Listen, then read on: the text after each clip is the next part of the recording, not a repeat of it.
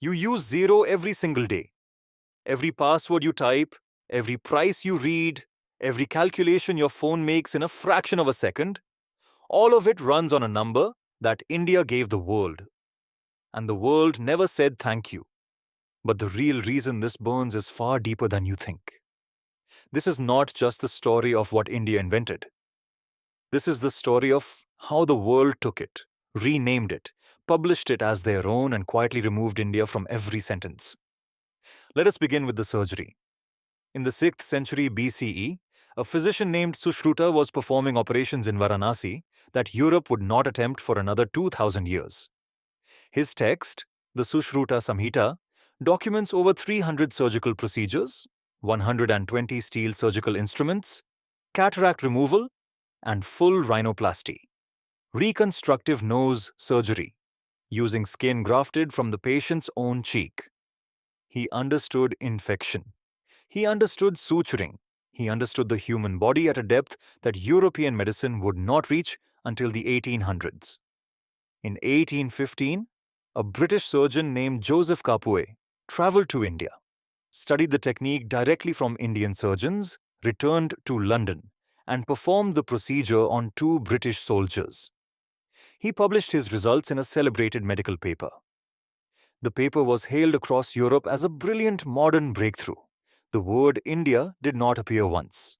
The names of the Indian surgeons who taught him were never recorded. Rhinoplasty entered Western medicine as a European invention. Sushruta was erased. Now consider the numbers. In the 5th century CE, Aryabhata calculated the value of pi to 4 decimal places, determined the circumference of the Earth, and stated clearly that the Earth rotates on its own axis. A full 1000 years before Copernicus made the same claim and was nearly executed for heresy. Aryabhata's calculations have since been verified by satellite data. He was right. Copernicus got the credit. The decimal number system, the system of tens that every mathematician, every banker, every engineer, every child learning arithmetic uses today, was built in India.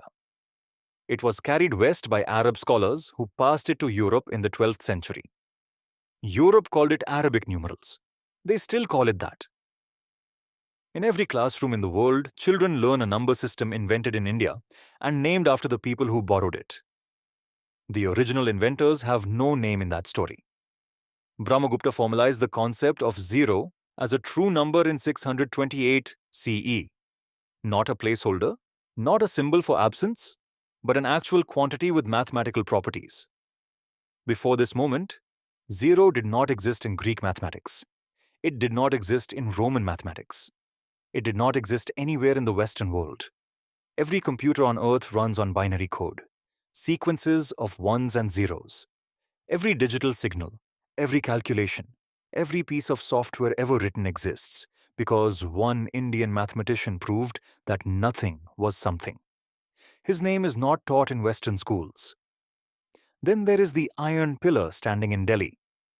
Erected in the 4th century CE, it has been exposed to open air for over 1600 years. It has not rusted. Modern metallurgists have studied it for decades.